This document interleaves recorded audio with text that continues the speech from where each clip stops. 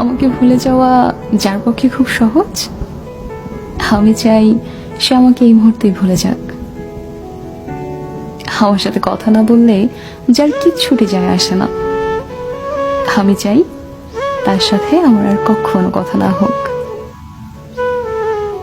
আমার অভাব যাকে বিচলিত করে না, যারা আমাকে ছাড়া দিব্যি চলে যায়, আমি চাই তার জীবনে আমার অনুপস্থিতি শাশ্বত হোক। আমার অভিমান, আমার কান্না, আমার নির্ঘুম রাত যাকে বিন্দু মাত্র স্পর্শ করতে পারে না, আমি চাই তার আঙুল আর কোনোদিন আমার আঙুলে স্পর্শ না করুক।